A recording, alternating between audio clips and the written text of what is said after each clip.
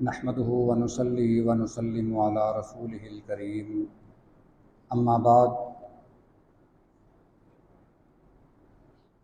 سیدنا عبداللہ بن عمر رضی اللہ تعالی عنہما سے مروی ہے کہ رسول اللہ صلی اللہ علیہ وسلم نے فرمایا الا اخبرکم بوصیۃ نوح ابنہ، کیا میں تمہیں اس وصیت کی خبر نہ دوں جو وصیت سیدنا نوح علیہ السلام نے اپنے بیٹے کو کی تھی۔ صحابہ نے عرض کی اللہ کے رسول کیوں نہیں، ضرور فرمائیے کہ وہ کون سی وصیت تھی۔ فرمایا اوصى نوح ابنه فقال لابنه یا بنی انی اوصیک باثنتین وانہاک عن اثنتین۔ وہ وصیت جو نوح علیہ السلام نے اپنے صاحبزادے کو کی تھی وہ یہ تھی کہ اے میرے بیٹے، میں تجھے دو باتوں کی وصیت کرتا ہوں اور دو باتوں سے تجھے منع کرتا ہوں۔ وہ وصیت کرنے والی کیا تھی؟ اوصیک بقول لا الہ الا اللہ، میں تجھے یہ وصیت کرتا ہوں کہ لا الہ الا اللہ کیا ہے، اس بات کا اقرار کر کہ اللہ کے علاوہ کوئی معبود نہیں۔ فَإِنَّهَا لَوْ وُضِعَتْ فِي كِفَّةٍ، اگر یہ کلمہ لا الہ الا اللہ ترازو کے ایک پلڑے میں رکھ دیا جائے، وَوُضِعَتِ السَّمَاوَاتُ وَالْأَرْضُ فِي كِفَّةٍ، اور دوسرے پلڑے میں زمین و آسمان رکھ دیے جائیں، لَرَجَحَتْ بِهِمْ، یہ کلمہ زمین و آسمان کے وزن سے بھی بھاری ہو جائے گا۔ اور پھر فرمایا کہ اگر تم یہ سعادت حاصل کرنا چاہتے ہو کہ میرے نامہ اعمال میں اس قدر وزن بڑھ جائے تو تخلص الی اللہ، پھر اللہ کے ساتھ خالص ہو جا، اپنی نیت کو صاف کر لے۔ یہ مسند البزار کی حدیث مبارکہ ہے۔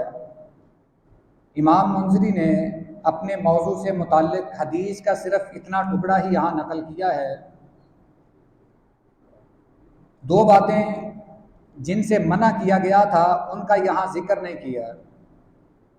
خیر، اس حدیث میں جو ہمارے موضوع سے متعلق بات ہے وہ یہ کہ لا الہ الا اللہ کا وزن کتنا زیادہ ہے۔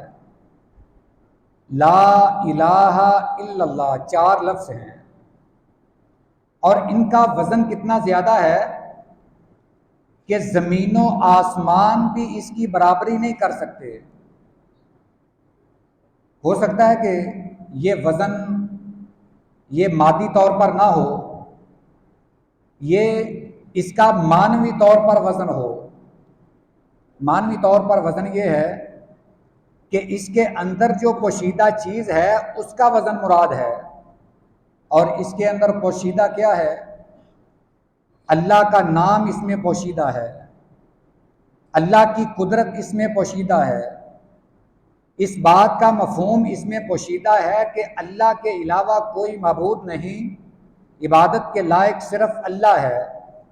یہ کلمہ ہمیں توحید کا درس دیتا ہے، یہ کلمہ ہمیں شرک سے روکتا ہے، باز رکھتا ہے۔ یہی وہ مفہوم ہے، یہی وہ چیزیں ہیں جو اس کلمے کو زمین و آسمان سے بھی وزنی بنا دیتی ہیں۔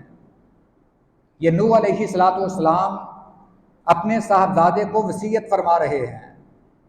ویسے تو امام ابن کثیر رحمہ اللہ نے البدایہ والنہایہ میں حضرت نوح علیہ السلام کے 4 بیٹوں کا ذکر کیا ہے کہ حضرت نوح علیہ السلام کے 4 بیٹے تھے۔ جن کے نام بھی ذکر ہیں، حام، سام، یافس اور کنان۔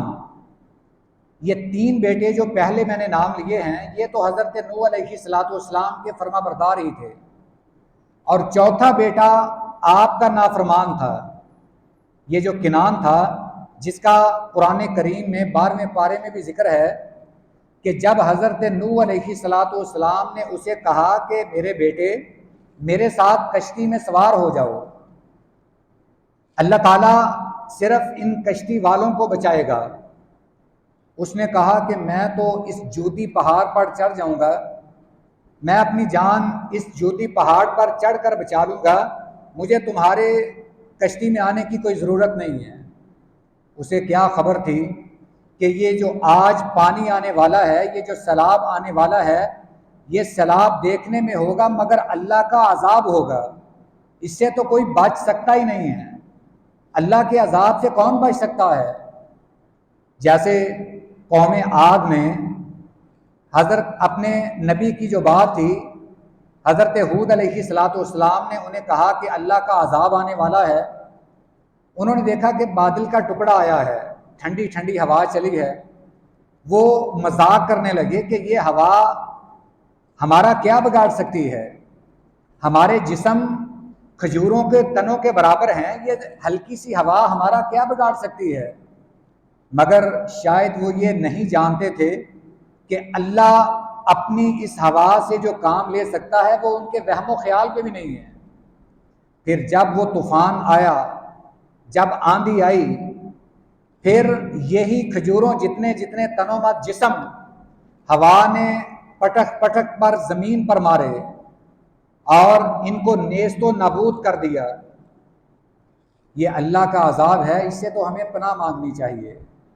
حضرت نوح علیہ السلام کے بیٹے میں بھی یہ سوچ لیا، یہ ذہن میں خیال آ گیا کہ میں پہاڑ پر چڑھ کر اپنی جان بچا لوں گا۔ آج ہمیں بھی یہ سوچنا چاہیے کہ ہماری جان کیسے بچ سکتی ہے۔ اس کا طریقہ صرف یہ ہے کہ ہم اپنے آپ کو اللہ کی منشا میں سپرد کر دیں، جس کام میں اللہ راضی ہے ہم وہی کام کریں، ہم اللہ کو راضی کر لیں۔ قرآن کریم میں مختلف انبیاء کے مختلف جو اقوال ہیں، ان کی اپنی قوم کو دعوت ہے، وہ قرآن میں ذکر کی ہے، وَإِلَىٰ عَادٍ أَخَاهُمْ هُودًا وَإِلَىٰ مَدْيَنَ أَخَاهُمْ صَالِحًا، اور اسی طرح دیگر انبیاء کے بارے میں بھی فرمایا کہ جب وہ نبی اپنی قوم کی طرف آئے تو ان کی دعوت کیا تھی؟ یہی کلمہ ان کی دعوت تھی کہ لا الہ الا اللہ کہہ دو، اس پر کاربند ہو جاؤ۔ اگر اس پر کاربند ہو جاؤ تو تم دنیا میں بھی کامیاب ہوگے اور آخرت میں بھی کامیاب ہوگے۔ مگر شاید انہوں نے اس بات کو اتنی اہمیت نہیں دی۔ جب انہوں نے لا الہ الا اللہ کا انکار کیا، اللہ کی دعوت کو ٹھکرایا، پھر ان کا انجام بھی ہمارے سامنے ہے کہ قرآن نے ان کا انجام بیان کیا ہے کہ اللہ نے کیسے کیسے ان کو تباہ و برباد کر دیا۔ ہمیں اس بات کو سمجھنا چاہیے کہ آج کہیں ہم لا الہ الا اللہ سے دور تو نہیں ہیں؟ کیا ایسا تو نہیں ہے کہ ہم لا الہ الا اللہ پڑھتے تو ہیں مگر اس کا تقاضا پورا نہیں کرتے، اپنے دل سے نہیں کہتے؟ جب یہ کلمہ ہم خلوص نیت کے ساتھ کہیں گے تو یہ چھوٹا سا کلمہ 7 آسمان اور 7 زمینوں سے بھی زیادہ وزنی ہوگا۔ اللہ تعالیٰ سے دعا ہے اللہ اس کلمے کی افادیت کو سمجھنے کی توفیق عطا فرمائے۔ وآخر دعوانا ان الحمد للہ رب العالمین۔